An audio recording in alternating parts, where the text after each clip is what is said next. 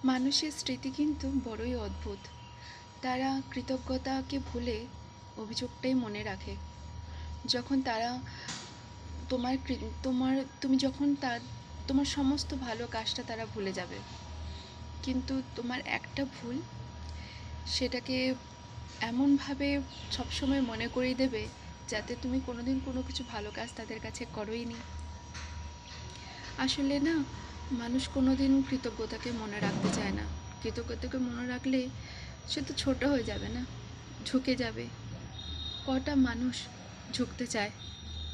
সে সব কিছু কিছু মানুষ আছে না, বেশিরভাগ মানুষই নিজের অহংকারের কাছে সবসময় বড় থাকতে চায়, যাতে তার মনে হয় যে আমার কারোর কোনো প্রয়োজন নেই, কারোর কোনো দরকার নেই আমার, আমি একাই বাঁচতে পারবো, আমি একাই সব কিছু করতে পারবো। কোনো দিন কি কেউ একা কিছু করতে পারে? আমাদের শরীর যদি এক্ষুনি খারাপ হয়ে যায়, আমরা সেই মুহূর্তেই পরের উপর নির্ভরশীল হয়ে যাব। কিসের এত অহংকার? আসলে না, কিছু মানুষ আছে যারা কোনোদিনই এই জিনিসটা বুঝবে না। আসলে বোঝার কথাও নয়, কারণ দেখবে এইসব ব্যবহার যারা করে না, তাদের কোনো দিন ইতিহাসটা দেখবে যে তারা নিজস্ব আপনজনদেরকেও কোনো দিন কোনো কিছু মনে করেনি, মানে নিজস্ব আপনজনদের সাথেও খুব খারাপ ব্যবহার করেছে। সে মা বাবা হোক, ভাই বোন হোক, যাই হোক না কেন, তার কাছ থেকে তুমি আর কত ভালো আশা করতে পারো? যে নিজস্ব, যে দেখবে নিজের মা বাবাকে সম্মান করে না। সম্মান মানে কি? অবশ্য সব মা বাবা এখনকার যুগে কিন্তু সম্মানের যোগ্যও হয় না, কথাটা ভুল।